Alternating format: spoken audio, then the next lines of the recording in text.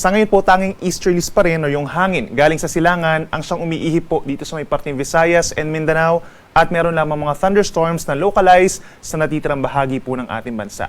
Base naman sa ating latest satellite animation, as early as this morning, may mga areas po na meron ng malalakas ang pag-ulan. Kabilang na dyan ang bahagi po ng Zamboanga Peninsula, Bangsamoro Region, Socsagen and Davao Region. Epekto po yan ng pinagsamang thunderstorms plus the easterlies. At kung mapapansin din natin sa ating latest satellite animation, itong low pressure area sa may silangan po ng Luzon ay naging ganap na bagyo na. Ito po ay nasa tropical storm category with international name na Shanshan. Contributed po ito ng Hong Kong.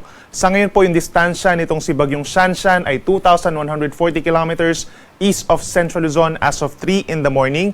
Mananatiling malayo pa rin po sa ating kalupaan at walang direktang epekto sa ating bansa. For today po, araw ng Thursday, malaking bahagi pa rin ng Luzon na makakaranas ng bahagyang maulap na kalangitan. Iiral po ang fair weather conditions for today na sinasamahan ng mainit at maalinsangan na tanghali. And then pagsapit ng hapon hanggang gabi, may mga lugar pa rin, piling lugar lamang po na magkakaroon ng mga thunderstorms or mga pag-uulan na nagtatagal ng 2 hanggang 3 oras.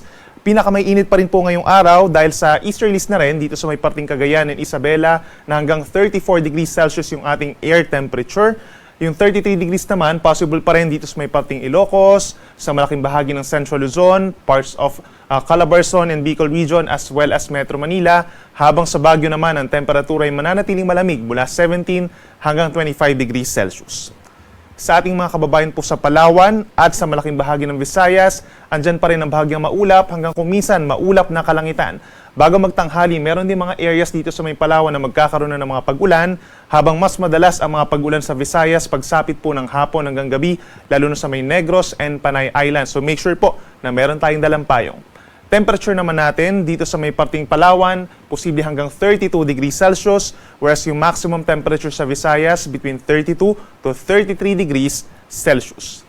At tulad ng nabanggit ko kanina, posible pa rin po ang mga pag-ulan ngayong umaga dito sa malaking bahagi ng western and southern portions of Mindanao, Zamboanga Peninsula, Bangsamoro Region, Socsagen, Davao Region. May mga lugar po na minsan malalakas ang mga pag-ulan, kaya't mag-ingat din po sa mga banta ng baha at pagguho ng lupa. Then pagsapit ng tanghali hanggang sa gabi, mas maraming lugar pa sa Mindanao, kabilang na rin ang Northern Mindanao. Magkakaroon po ng mga pag-ulan at mga pagkidlat, pagkulog, so make sure po na meron din tayong dalang payong at pananggalang po sa ulan.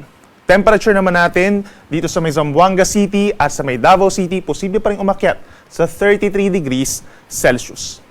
Para naman sa naglalayag nating mga kababayan within the next 24 hours, wala pa rin tayong asahang gale warning or banta sa matataas na mga pag-alon. Banayad ang katamtaman ang taas ng ating mga alon, pero pag may mga thunderstorms po, lalo na dito sa may Northern Luzon, posibleng umakyat sa 2 metro ang taas ng mga alon at mga 1 hanggang 1.5 metro naman sa natitirang baybayin ng ating bansa.